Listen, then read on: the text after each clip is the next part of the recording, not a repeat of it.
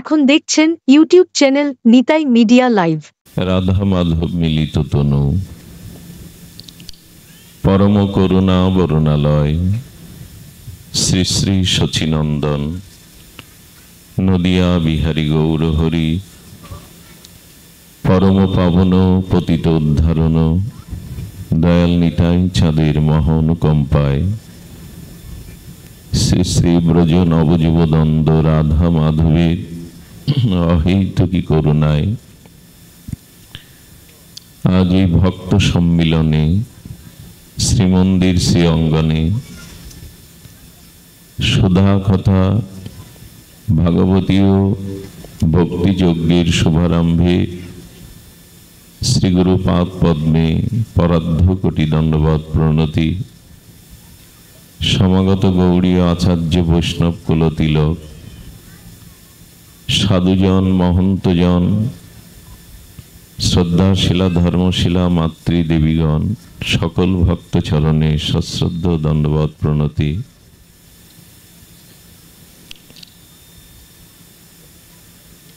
প্রহ্লাদ মহারাজ বলছেন, ভগবানের কাছে ইন্দ্রিয় জনিত কোনো সাংসারিক সুখ চেয়েও না, কারণ দুঃখ কেহ না চাইলেও তার পূর্ব কর্ম প্রারব্ধ অনুযায়ী দুঃখ আমাদের জীবনে আসে। দুঃখের গ্রাহক কেহ হতে চায় না, কিন্তু আমাদের পূর্ব কর্ম প্রারব্ধ অনুযায়ী দুঃখ না চাইলেও আমাদের জীবনে দুঃখ বরণ করতে হয়। প্রহ্লাদ মহারাজ বলছেন, তেমনি দুঃখ না চাইলেই তোমার জীবনে যেমন দুঃখ আসে, তোমার পূর্ব জীবনের কোনো পূর্ণ স্বীকৃতি প্রারব্ধে সুখ থাকলে তা না চাইলেও আসবে।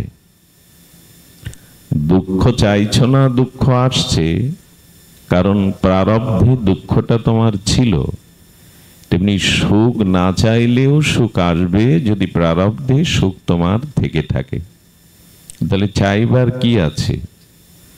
বলো, জাগতিক কোনো সুখ তুমি আমায় দাও আর না দাও, আমার হৃদয়ে তোমার শুদ্ধ ভজন ও ভক্তির সুখ যেন আমি লাভ করতে পারি প্রভু। এটি ছিল প্রহ্লাদের খুব মার্মিক প্রার্থনা।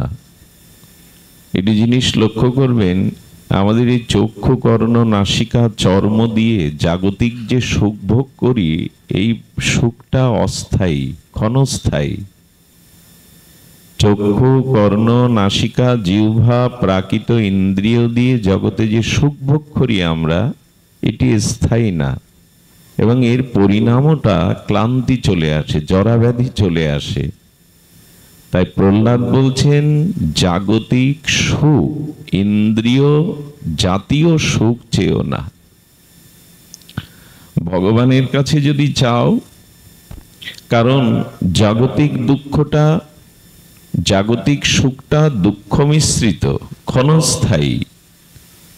তো চাইবার বিষয় বস্তু হলো যে আমার অন্তর, আমার হৃদয়ে, আমার আত্মাতে তোমার ভজন ও ভক্তির সুখ যেন আমি আস্বাদন করতে পারি। এই জন্য এখন কিন্তু আমাদের দেহ সুখ জলাঞ্জলি গেছে। এখন আমরা আত্মাতে হৃদয়ে হৃদয়েশ্বরকে, হৃদয়ের প্রেমিককে, শ্রী ভগবানকে, অনিন্দ সুন্দরকে বসিয়ে তার কথা শুনছি। এখন দেহ সুখের বালাই নাই এখানে, কিন্তু আমাদের হৃদয়, আমাদের আত্মা এখন প্রশান্তি পাবে। কারণ ভগবত ভজন, ভগবানের নাম রূপ লীলা কীর্তনই হলো আমাদের অন্তর, আমাদের আত্মসুখের একমাত্র বিষয়বস্তু। দেখুন, সার কথা রাত্র অধিক হয়েছে। ভালোবাসা, প্রীতি বা প্রেম যে শব্দগুলোর সাথে আমাদের পরিচয় আছে, শাস্ত্র বলছেন এই জগতে প্রেম প্রীতি ভালোবাসা যেটুকু দেখা যায়, যেটুকু আছে, সেটুকু প্রকৃত প্রেম ভালোবাসা নয়।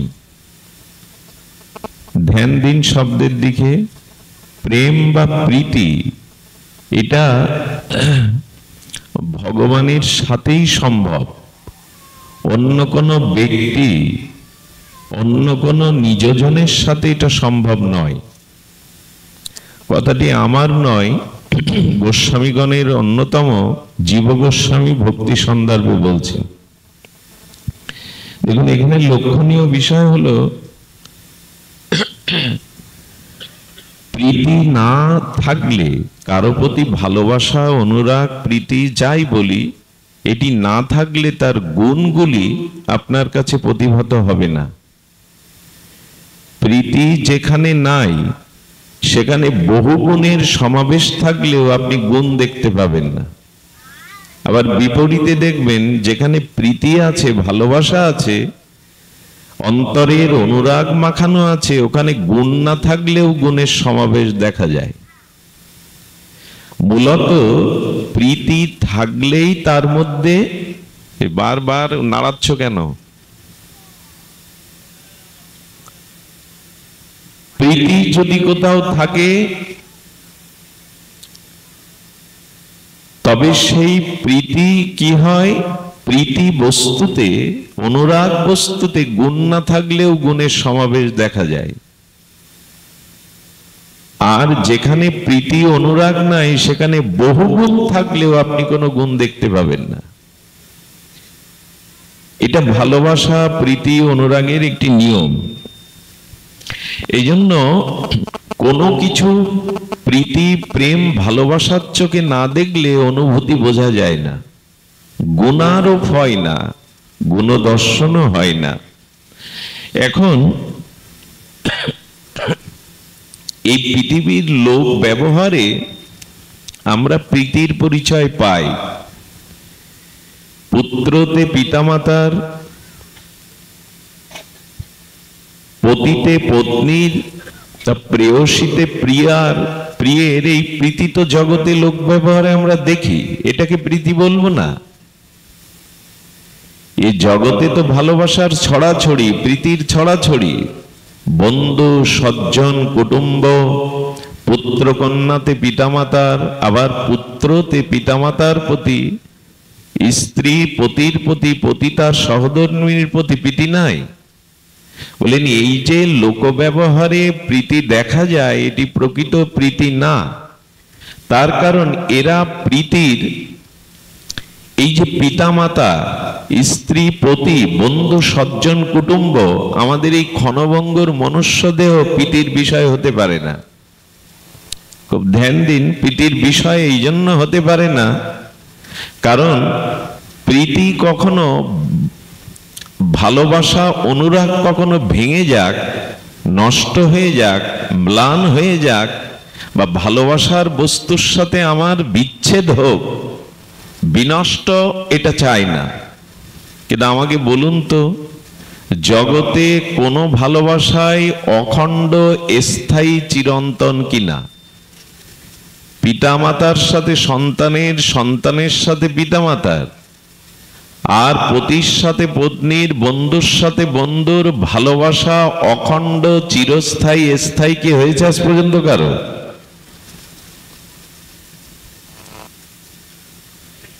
স্থায়ী এই জন্য না যে যাকে প্রীতি করছি সে চিরদিন থাকবে না, আর আমি যাকে প্রীতির আসনে বসিয়ে তার প্রীতি ধরে রাখবারও ক্ষমতা নেই। আচ্ছা, শিশুকালটা ধরে রাখতে পারি কি? কৈশোরটা ধরে রাখতে পারি কি? যৌবনটা ধরে রাখতে পারি কি? আমি যে শিশুকে ভালোবাসছি, দুদিন পর আসছে শিশু, তার মানে শৈশবের প্রীতিটা কেটে এবার কৈশোরে যাবে। এই জন্য লক্ষ্য করবেন, কোন একটা সম্পর্কের প্রীতিটা স্থায়ী নয় বলে আমরা নিত্য নূতন প্রীতির আশ্রয় খুঁজি। যেমন শিশুকালে পিতামাতার প্রীতি থেকে সন্তান বেরোতে চায় না, আবিষ্ট হয়ে থাকে। এরপর একটু বড় হলে সে তার খেলার সাথীদের প্রতি অধিক প্রীতি দেয়। এরপরে আরেকটু বড় হলে বিদ্যার প্রতি, বিদ্যালয় বন্ধুদের প্রতি, যৌবনে এলে স্ত্রীর প্রতি, বার্ধক্য এলে পুত্রকন্যার প্রতি প্রীতির সম্পর্ক, প্রীতির চরিত্র বদলাচ্ছে কিনা? চিরকাল কি কারো প্রতি একক প্রীতি থাকে?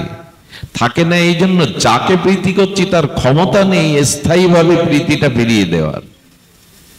মায়ের স্তনে শিশু দুগ্ধ পান করছে, এ প্রীতিটা অনন্য, কিন্তু 2-4 বছর পরে মায়ের স্তনে দুগ্ধও থাকবে না, আর শিশু কিশোর হয়ে গেলে মায়ের কোলও আর মানাবে। এই প্রীতি স্থায়ী হচ্ছে না।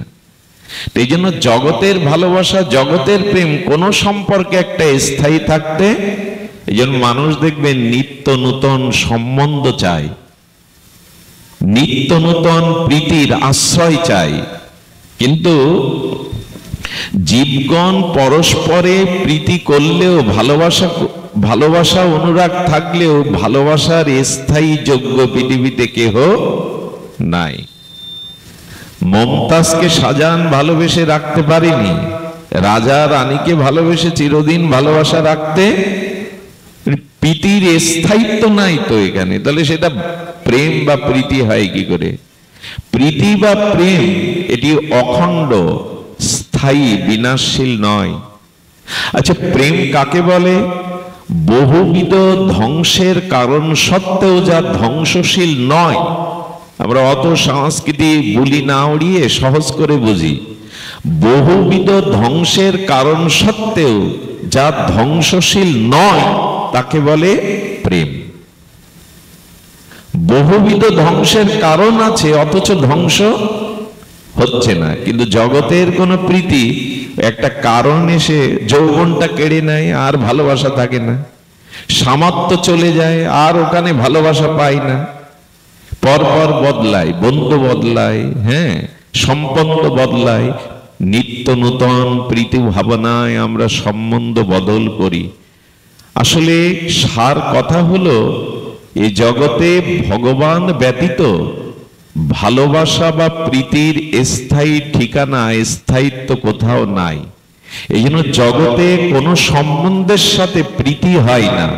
কিছুদিনের আবেগ থাকে, কিছুদিনের আবেশ থাকে, কিছুদিনের দেওয়া নেওয়া আর অনুভূতি থাকে, কিন্তু এটা স্থায়ী হয় না। স্থায়ী প্রীতি, স্থায়ী অনুরাগ একমাত্র ভগবানের সাথেই হতে পারে। কারণ ভগবানের কি আমাদের মতো পরিবর্তন আছে? এ দেহকে পরিবর্তন করবে? তার রূপমাধুর্য নষ্ট হবে? তার গুণে ভাটা পড়বে? ওইখানেই তো প্রেমটা স্থায়ী হয়। আমি যাকে ভালোবাসি চাই কিনা সে আমার মনের মতো হয়ে চিরদিন থাকুক। তো সেই মনের মতো চিরদিন কে থাকতে পারে? একমাত্র সচ্চিদানন্দ ভগবান। এই জন্য অনন্ত অনুরাগ, অনন্ত ভালোবাসা, এই সম্বন্ধ একমাত্র ভগবানই হতে পারে, অন্য কোথাও এর স্থায়িত্ব নাই।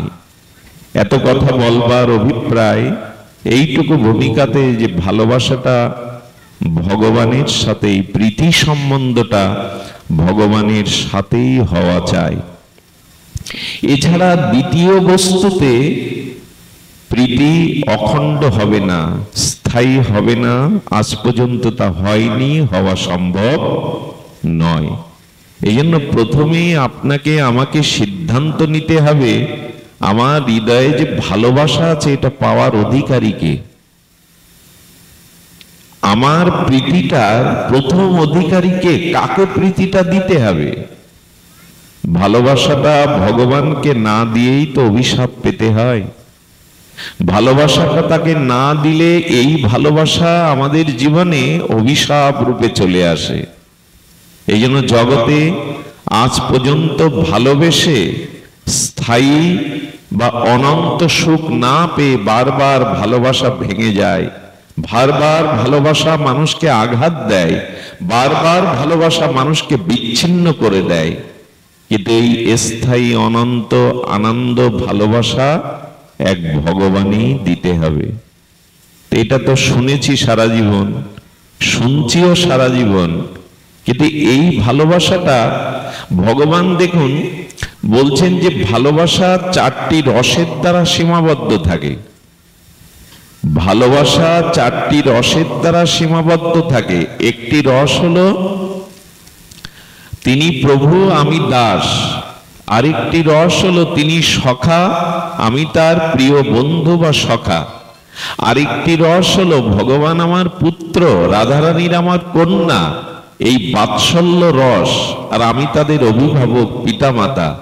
আরেকটি রস হলো আমি প্রিয়া, ভগবান হলো প্রিয়, আমি হলাম তার প্রেয়সী, তিনি আমার প্রিয়। এইটা মাধুর্য রসের সম্বন্ধ।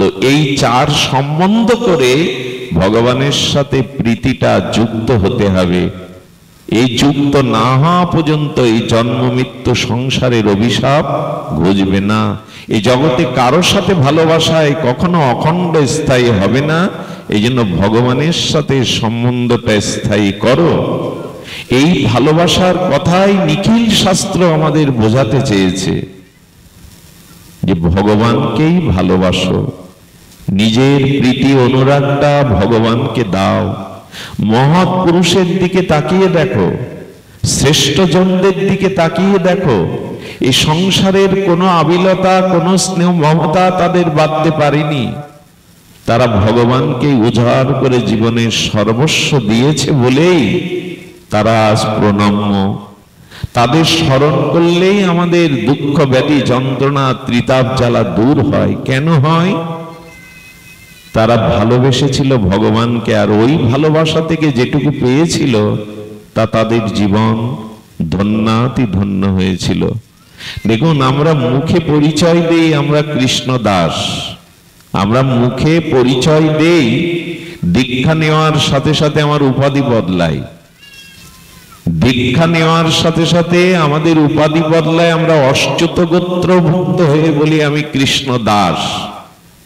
এখন দাস যদি আমি হই তাহলে আমার প্রভু ভগবান, এইটাকে আমি স্বীকার করি তো না? শুধু মুখে বলিয়া ওড়াই আমি কৃষ্ণ দাস, আমি ভগবানের দাস, আমি মায়ার দাস নই, স্ত্রীর দাস নই, আমি সংসারের দাস নই, আমি গোবিন্দ দাস, আমি রাধারানীর দাসী। একথা যদি মুখে বলি তাহলে আপনাকে স্বীকার করতে হবে যে আপনি প্রভুকে প্রভু রূপে বরণ করে আপনি তার দাস হয়েছেন। কোন কুমারী মেয়ে আর শুভ লগ্নে ব্রাহ্মণ অগ্নি দ্বিজ গুরুজনকে সামনে রেখে যে পাত্রকে মালাবদন বা 7টা পাক দিয়ে 7 পাকে বাঁধা হয়ে মাল্য দান করে শুভ দৃষ্টির দ্বারা তাকে বরণ করে, যে কুমারী তার পতিকে পতিরূপে বরণ করে তখনই তিনি পতির সুখ দুঃখের সাথী হয়ে যান। এমনকি 18-20 বছর যে পিতামাতা তাকে গর্ভে ধারণ পালন পোষণ করেছেন, সেই পিতামাতার সত্য ছেড়ে তাকে এই বরকে বরণ করার কারণে তার গৃহে যেতে হয়, তার সুখ দুঃখের সাথী হতে হয়। 15 দিন পর যদি পিত্রালয়ে আসে, 20 বছরে প্রতিপালিত মেয়েটা মাকে বলে কাল ভোরেই চলে যাব, কারণ আমার ওখানে কাজ আছে, দায়িত্ব আছে, আমি এখানে থাকতে পারবো না। আচ্ছা, এই যে পিতামাতার 20 বছরের সম্পর্কের থেকে পতিকে বরণ করার পরে তার কাজ, তার সংসারকে গুরুত্ব দিল, কি কারণ? কারণ হলো সে বরণ করেছে।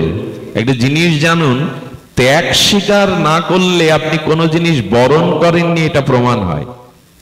কোন বস্তু বরণ করতে গেলে তার পিছনে ত্যাগ লাগবে, ত্যাগ নাই তো আপনি কাউকে বরণ। আচ্ছা, এইখানে ঘর বাড়ি ছেড়ে, নিজেদের নিদ্রা আহার ছেড়ে 2 ঘন্টা হরিবাসরে হরিকথা শোনার, হরিকথাকে বরণ করার জন্য আপনাদের কিছু ত্যাগ করতে হয়নি? এই পথের ক্লান্তি, ঘর বাড়ি আর বিয়া ত্যাগ করেই তো আসতে হয়েছে। হরিকথাকে বরণ করতে গেলে যেমন নিজের কায়িক সুখ গৃহ ত্যাগ করে এসেছেন, কোন বস্তু বরণ করতে গেলে সেই বস্তুর জন্য আমরা ত্যাগ স্বীকার করা লাগবে, না হলে আপনি বরণ। আচ্ছা, বিবাহের পরে যদি বলে আমি তোমার সেবা করব না, তোমার বাড়ি যাব না, তোমার সুখ দুঃখের সাথী হবে না, বাবা মার কাছে থাকবো, ওটা কি বরণ হয়? তাহলে আমি যে গোবিন্দকে বরণ করেছি, তুমি আমার প্রভু, আমি তোমার দাস, তার জন্য ত্যাগ করলাম কই? কি ত্যাগ করেছি? আরে একটা কুকুর আপনাকে প্রভু মানে, তাই ঝুটা এটো খেয়ে সারা রাত সে আপনার মঙ্গলের জন্য পাহারা দেয়। দিল্লিতে মাঝে এক স্বর্ণ ব্যবসায়ী তখনকার দিনে সোনা তপিলে করে আনছিলেন মাজায় বেঁধে। ঘোড়ার তখন বেশি যানবাহনের প্রচলন ছিল না, ঘোড়ায় গেছে, তার পোষা কুকুরটাও সাথে গেছে। তো উনি বৈকালিক সময় একটা বটবৃক্ষের ছায়ে ক্লান্ত হয়ে বিশ্রাম নিতে গেছে, সেই সোনার তপিলটা যাতে ছিল ওটা পড়ে গেছে, উনি দেখতে পাননি। উনি ব্যতিব্যস্ত হয়ে যখন ঘোড়ায় চলে যাবেন, কুকুরটা এসে ওনার পা ধরছে, বারবার গো গো শব্দে চিৎকার করে কি বোঝাতে চাইছে আসলে ওটা পড়ে গেছে সোনার, ওই ওর তো ভাষা নেই। আর মালিকের বিলম্ব হচ্ছে, কাছে দামি সোনা রয়েছে, এই জন্য তাকে শুট করে গুলি করলেন। বারবার কেন বাধা দিচ্ছিস, ক্ষতি হয়ে যাবে। 2 কিলোমিটার ঘোড়ায় চড়ে যাওয়ার পরে দেখে ওনার কোমরে সেই সোনার তপিল নাই।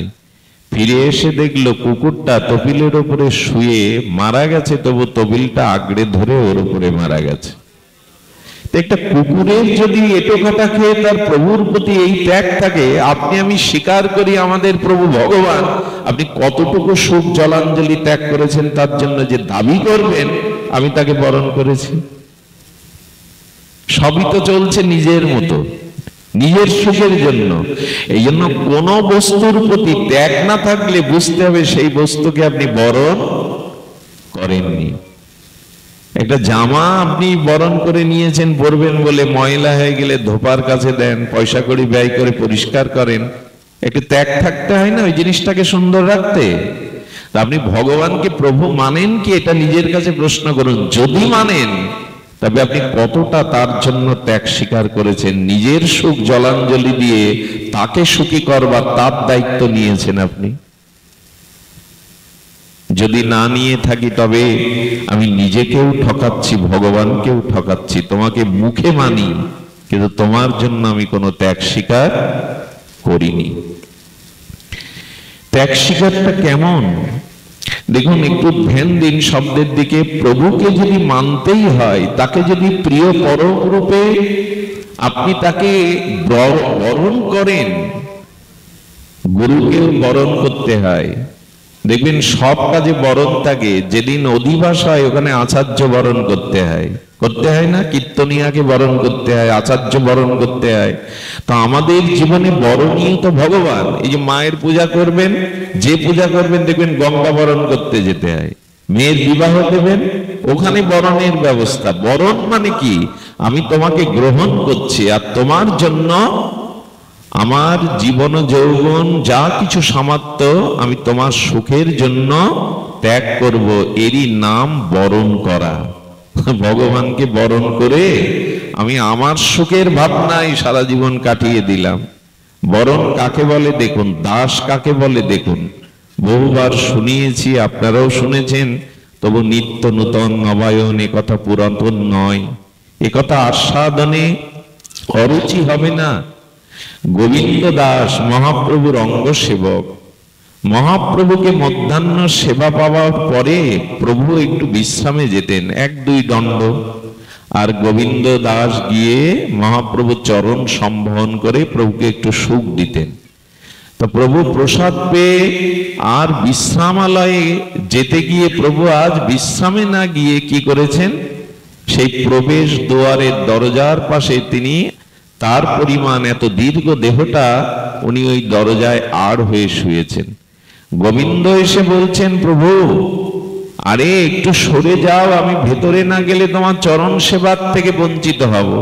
প্রভু আড়ামড়া খেয়ে তন্দ্রাশ্চন্ন চোখে বলছে, আমি আর সরতে পারছি না, তুমি যা ইচ্ছা করো।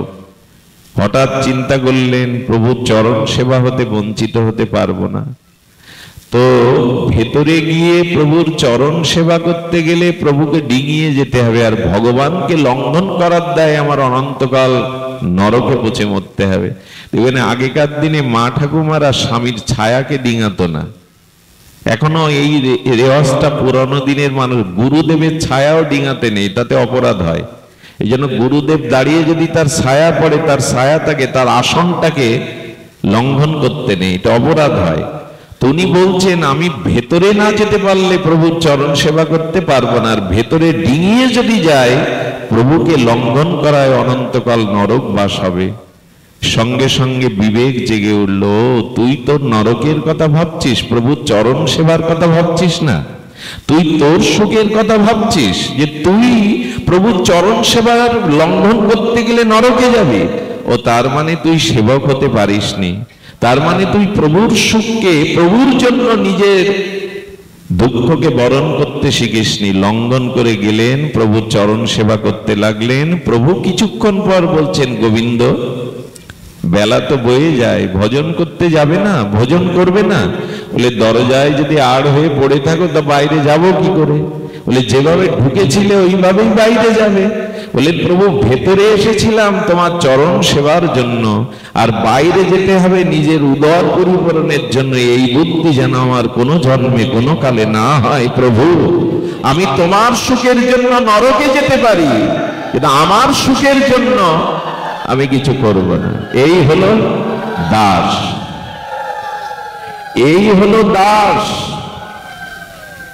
হ্যাঁ, এই হলো দাস। আমরা আর বরণ করেছি। আর যার বাড়ি কালী পুজো, সে এসে বলে, দোকানদারি করেছে, অফিস করেছে, সে বলে পুরোহিত ঠাকুর চাটে যা লেখা ছিল সব কিনে দিয়েছি, দেখুন তো মিলিয়ে।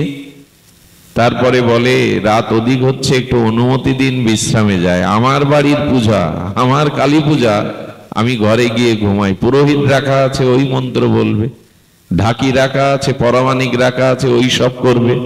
কি দুর্বুদ্ধি আমাদের! যাকে বরণ করলাম, যার পূজা করছি, আমি গিয়ে নাক ডাকিয়ে ঘুমাচ্ছি।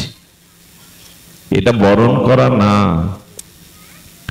যাকে জীবনে গুরু রূপে, ঈশ্বর রূপে বরণ করেছেন, তার জন্য ত্যাগ থাকতে হবে। একটা কুকুরকে দেখেও তো বোঝা যায় এটো কাটা খেয়ে বারান্দায় পড়ে থেকে কতটা প্রভুর প্রতি তার আনুগত্য। একটা হীন প্রাণী, হিংস্র প্রাণী, তার মধ্যে প্রভুর প্রতি এই দায়িত্ববোধ। কিন্তু আমার এই জগৎ পেয়েছি ভগবানের জন্য, আলো বাতাস পেয়েছি তার জন্য। স্ত্রী পুত্র কোথায় পেতাম তিনি আমাকে জন্ম না দিলে, এই জগৎ সৃষ্টি না করলে? অথচ সেই প্রভুর প্রতি আমার কোনো ত্যাগ নেই, তিতিক্ষা নেই, সেবা ভাবনা নেই। এটা কি জীবন হতে পারে? এটা কি ভালোবাসা বলা যেতে পারে? এটি কি তাকে বরণ করা যেতে পারে যে আমি গোবিন্দকে জীবনে বরণ করেছি? এটি ভালোবাসা নয়, এটি বরণ করা নয়। এই জন্য আপনাদের কাছে অনুরোধ করব, জীবনের সিদ্ধান্ত নিন। জীবনের যা কিছু তার অগ্রভাগটা ভগবানকে দিতে শিখুন। তার জন্য কিছু করার মন তৈরি করুন। তার সেবা, তার সুখ, তার সাহচর্য, এটি করার একটু চেষ্টা করুন। আমাদের জীবনে এটা খুব বেশি আসে না, তবে আপনাদের একটা চরিত্র বলি, কিছুটা অনুভব করতে পারবেন। শ্রীধাম বৃন্দাবনে যমুনা পুলিনে জন্মেছিলেন এক শিশু। বড় সৌভাগ্যক্রমে ব্রজধামে জন্ম হয়। পিতামাতা তার নাম রেখেছিল কুম্ভন দাস। একটা অদ্ভুত চরিত্র, আপনাদের ভালো লাগবে অধিক রাত হলেও। কুম্ভন দাসের পূর্ব সংস্কার ছিল, তার শ্রীনাথজির প্রতি, গোবর্ধন নাথের প্রতি বড় অনুরাগ ছোটবেলা থেকে ছিল। যার যা স্বভাব ওটা শিশুকাল থেকেই প্রকাট হতে থাকে। সংস্কার মানুষকে সে পথে টেনে নিয়ে যাবেই। শুভ সংস্কার না থাকলে হয় না। বহু নাম জন্ম নামান্তে জ্ঞানবানাং প্রপদ্যতে বাসুদেবেও সর্বমিতি সমহাত্মা সুদুর্লভ। শিশু জন্মের পর মায়ের স্তনের দুধ টেনে খাওয়ার জন্য তার বিদ্যা, শিক্ষা, কলা কৌশল শেখানো লাগে না। একটি কুকুরের বাচ্চাকে জলে ছেড়ে দিলে সে সাঁতার কেটে উঠতে পারে, মানুষের বাচ্চা পারে না, কারণ ওর সংস্কার আছে সাঁতার কাটার। মানুষের বাচ্চাটা না শিখিয়ে জলে দিলে ডুবে যায়। সংস্কার নিয়েই আমরা জন্মাই। আমাদের অনন্ত কোটি পেছনের জন্মে যা যা সংস্কার, এই জন্মে আমার ভাব, প্রকৃতি, স্বভাব তাই হয়। এই জন্য বলি, এই জন্মটা একটু সুসংস্কারে এগিয়ে যান, আগামী জন্মে তাহলে আরো এগিয়ে থাকতে পারবেন, সুসংস্কার নিয়ে জন্মাতে পারবেন। এই জন্মটা কিছু পথ এগিয়ে থাকুন, না হলে পিছিয়ে পড়তে হবে, পিছিয়ে পড়তে হবে। কলকাতার বা ঢাকার রেল বস্তির পাশে যদি আমার জন্ম হতো, আমি ওই এঁটোকাটার মধ্যে, দুর্গন্ধের মধ্যে, না আছে শিক্ষা, না আছে সদাচার, না আছে বিদ্যা, ওই এঁটোকাটা দুর্গন্ধের মধ্যেই জীবনটা কেটে যেত। সভ্যতা, ভদ্রতা, শিক্ষা, সুসংস্কার জন্ম তো আমার আগামী জন্মে হতেই পারে, যদি এই জন্মে কিছু এগিয়ে না থাকি। ওইখানে জন্মটা তো হতেই পারে। এখানে জন্ম পেয়েছি, সুপরিবেশ পেয়েছি, পিতামাতা পেয়েছি, তার কারণ পূর্ব জন্মে কিছুটা এগোনো ছিল আপনার। এ জন্মে একটু এগিয়ে যান, যাতে আগামী জন্মে, ওই যে প্রায় কীর্তনে প্রার্থনায় বলা হয়, প্রভু জন্ম যদি দাও, কোন শুদ্ধ ভক্ত মায়ের গর্ভে দিও, কোন সুপরিবেশে দিও, শ্রীমানের গৃহে, ভক্তের গৃহে, যাতে জন্ম থেকেই তোমার ভক্তি চর্চা পেয়ে যায়। এটার জন্য সংস্কার দরকার। আমি বলি এ জন্মে দুপায়ে এগিয়ে থাকুন। এই সংস্কার অনুযায়ী মানুষের জীবন গঠন হয়। হিরণ্যকশিপুরের পুত্র প্রহ্লাদ সংস্কার নিয়ে এসেছিলেন বলে তো পিতার পথে যাননি, ভক্তির পথে যেতে বাধ্য হয়েছিলেন। সংস্কারই আপনাকে টেনে ওই পথে নিয়ে যাবে। এগিয়ে থাকুন। আর এই ভক্ত সঙ্গ, এই ভগবত ভজন করতে করতে যদি সফল নাও হতে পারেন, মাঝপথে যদি স্খলন হয়, মৃত্যু হয়, গোবিন্দ বললেন ওই যেটুকু ভজন করেছিল ওইটুকু ভজন নষ্ট হবে না, আগামী জন্মে ওইখান থেকে আবার শুরু করতে পারবে, ওইখান থেকেই আবার শুরু করতে পারবে। তো কুম্ভদাসের সংস্কার ছিল, তিনি ধীরে ধীরে শ্রীনাথজি ও গিরিরাজজিকে ভালোবেসে ওই ভজন কীর্তন বৃন্দাবনের পথে করে বেড়াতেন। কিন্তু বিষয় হলো, তাকে কিশোর বয়সে বিবাহ দেওয়া হলো। আর স্ত্রীও পেয়েছিলেন সুলক্ষণা। সেই স্ত্রীকে পেয়ে সংসার করছে, সংসার করার ইচ্ছা মানে ভজন, শ্রীনাথজির ভজন, গিরিরাজের ভজন। কিন্তু বল্লভাচার্য মহাপ্রভুর কাছে গিয়ে দীক্ষা নিলেন। দীক্ষা নেওয়ার পরে তার স্ত্রী প্রণাম করে বলছেন, আমাকে আশীর্বাদ করুন। কি আশীর্বাদ করব মা তোকে? বলে, আমি যেন সুপুত্রের মা হতে পারি। তো তখন বললেন, একটি সুপুত্রের মা নয়, 7-7টি ভক্ত সন্তান তোর গর্ভে জন্মাবে। যখনই এই প্রার্থনা করলেন, কুম্ভনদাস স্ত্রীকে বলছে, আর কিছু চাওয়ার ছিল না তোমার? আরে গুরুদেবের কাছে পুত্র চাইলে, আর কিছু চাওয়ার ছিল না? তখন বলছেন, দেখো নারী জীবনের সার্থকতা তো সন্তানে, মাতৃত্বে। আমি চেয়েছি, তবে আমি জানি গুরুদেবের আশীর্বাদে তারা শুদ্ধ ভক্ত তৈরি হবে। কাউকে না কাউকে তো ভক্ত রূপে পাবো। কুম্ভনদাস আর তার স্ত্রী পরবর্তীতে 7টা সন্তান, পিতামাতা নিয়ে 17 জনের পরিবার। সম্পদ কেবল 2 বিঘা জমি। খুব ধ্যান দিয়ে শুনুন, সম্পদ কেবল ব্রজে 2 বিঘা জমি। আসলে আমার মনে হয় প্রতিকূলতার মধ্যে থেকে যতটা ভগবানকে স্মরণ হয়, অনুকূলের মধ্যে থাকলে ততটা স্মরণ। খুব সুখে আছি, ভালো আছি, ওর মধ্যে ভজনটা হতে চায় না। এই জন্য প্রায় ভক্তদের দেখবেন ভগবান প্রতিকূলতার মধ্যে রাখে। তো তার জীবনে এত অভাব, এত অনাটন, কিন্তু কোনোদিন তিনি তার শ্রীনাথজিকে জানান না। এত প্রিয় ভগবান কৃষ্ণ, এত প্রিয় শ্রীনাথ, যে ও যখন কাজ করে তখন ওর সাথে সাথে খেলাও করে ভগবান। একদিন ঘরের মধ্যে বসে আছে শ্রীনাথজি, অর্থাৎ গোবিন্দ এসে আর কোলে বসে গেছে। কিশোর কৃষ্ণ, শ্রীনাথজি কোলে বসে গেছে। 2 জন ভক্ত ভগবান প্রেমালাপ করছেন। হঠাৎ কোল থেকে, কুম্ভনাথের কোল থেকে আর শ্রীনাথজি উঠে পালিয়ে গেল। বলে, পরে বলছি তোমায়, বলে চলে গেল। কেন জানেন? রাজা মানসিংহ, জয়পুরের রাজা মানসিংহ বৃন্দাবনে এসেছিলেন। এখন যে বর্ষণায় যান না আমরা, কুসুম সরোবরে যান না, এইগুলো সব মানসিংহ তৈরি করে দিয়েছিলেন, সংস্কার করে দিয়েছিলেন। তো রাজা মানসিংহ বৈষ্ণব অনুরাগী ছিলেন। এসে বলছেন, বৃন্দাবনের মধ্যে একজন অন্যতম শ্রেষ্ঠ ভগবত প্রেমিক ভক্তের সন্ধান দাও, আমি তাকে একটু সেবা করতে চাই। তো কুম্ভনাথের কথা সবাই বলল। মানসিংহ কুম্ভনাথের দরজায় এসে দাঁড়িয়েছে। অনুমতি না দিলে তো ভেতরে কুড়ে ঘরে যাওয়া যাচ্ছে না। এদিকে মানসিংহ দুয়ারে এসেছে, সেদিকে লক্ষ্য নেই কুম্ভনাথের। বলছেন যদি আসলে তবে চলে গেলে কেন? ওই যে কোলে বসেছিল, যদি আসলে তবে চলে গেলে কেন? আরে রাজা দুয়ারে দাঁড়িয়ে, সেদিকে তার ওই যে কোল থেকে প্রভু চলে গেছেন, যদি এলেই তবে আবার। তো রাজা ভাবছে কার সাথে কথা বলে, আরে আমি দুয়ারে দাঁড়িয়ে। ওনার স্ত্রী এসে বলছেন, ওগো রাজা মহারাজা দুয়ারে দাঁড়িয়ে। রাজা এসেছেন দেখে তখন বিরক্তি হচ্ছেন মনে মনে।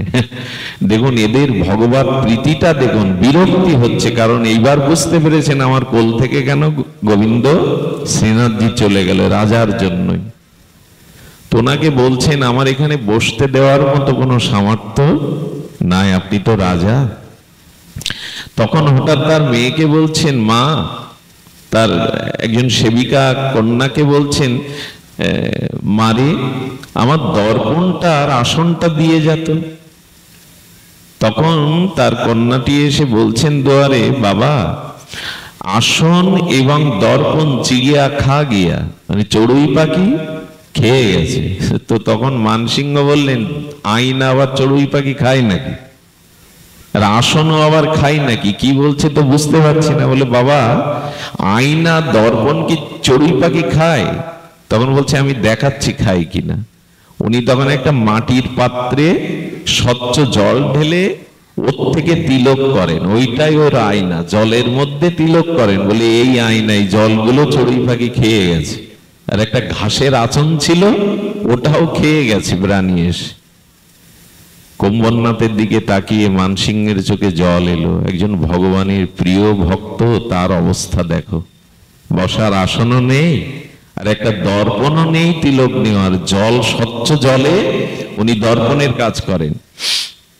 তো যখন এটি বলছেন উনি, তখন ওনাকে বলছেন, কৃপা করে আপনি একটু করুণা করুন, আমি আপনাকে একটা ভালো দর্পণ আর আপনাকে একটা ভালো আসন দিতে চাই। বলেন রাজা এতেই চলে যায়, আমি তোমার কাছ থেকে কিছু পেতে পারি না, নিতে পারি না। দেখছেন যে সংসারে কত অভাব। সঙ্গে সঙ্গে রাজা বললেন, তাহলে এক কাজ করুন, আপনার সেবার জন্য আমি কিছু জমি দিতে চাই, এইটুকু দয়া করে স্বীকার করুন, আমাকে সেবার সুযোগ দিন। দেখুন এদের ভগবত প্রীতিটা দেখুন। বললেন আমি আপনার কাছে সম্পদ নেব না। বললেন তাহলে সামনে মুদি দোকানকে বলে যাই সারা বছর যা লাগে নিবেন, আমি ওটা পরিশোধ করে আপনার সেবা করতে চাই। তখন বলছেন আমার আর এক দোকান আছে, আমি নতুন দোকানে যেতে পারবো না। কোন দোকান? এখানে তো আর দোকান নেই।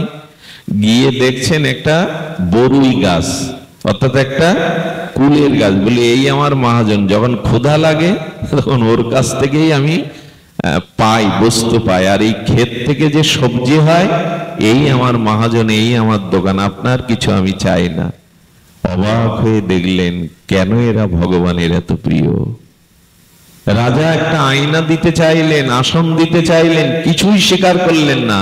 কুম্ভনাথ বুঝলেন এটা কলিযুগেরই ঘটনা, একটু 500-700 বছর আগের ঘটনা। বুঝলেন না এখনো ভগবানের প্রিয় ভক্তরা এই জগতে, যারা রাজাধিরাজের কাছ থেকেও কিছু চায় না। রাজা যখন চলে গেল তখন গোবিন্দ এসে আবার কোলে বসেছে। বললেন এবার বলো তো কেন চলে গিয়েছিলে? বললেন আরে মানসিংহকে তো আমি পাঠিয়েছিলাম তোমার কাছে স্বপ্ন দিয়ে, যাতে তোমার কিছু দিয়ে যায়, তোমার এই অনুকূলতাটা ফিরে আসে, প্রতিকূল চলে যায়। বললেন তুমি কেন কিছু নিলে না? চিন্তা করুন কত পরীক্ষা দিতে হয়, কেন কিছু নিলেন না? বললেন আচ্ছা তুমি আমার হাতে হাত দেখে একটা সত্য কথা বলো তো ঠাকুর, আমি যদি রাজার কাছে সম্পদ নিতাম তুমি আমার কোলে বসতে এভাবে এসে? ভগবান তখন নীরব। তখন বলি সত্য সত্যই আমি পরীক্ষা নিয়েছিলাম, তুমি যদি রাজ সম্পদ নিতে আমাকে আর এভাবে কোলে পেতে না। এই জন্য রামপ্রসাদও বলেছিলেন মা আমি রাজা হতে চাই না, এমনি করে আমার সামনে আসিস মা, অতিথি এলে যেন মুখ লোকাতে না হয়, দুমুটো যেন দিতে পারি। মা জগৎ জননী এসে যার বেড়া বাঁধছেন সে বলছেন মা মাটির ঘরে বাঁশের খুঁটি, রাজা হতে চাই না।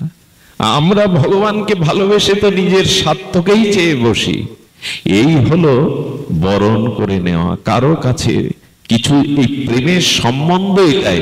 দেখবেন যেখানে দেওয়া নেওয়া আছে, চাওয়া পাওয়া আছে, ওখানে প্রীতি দাঁড়ায় না।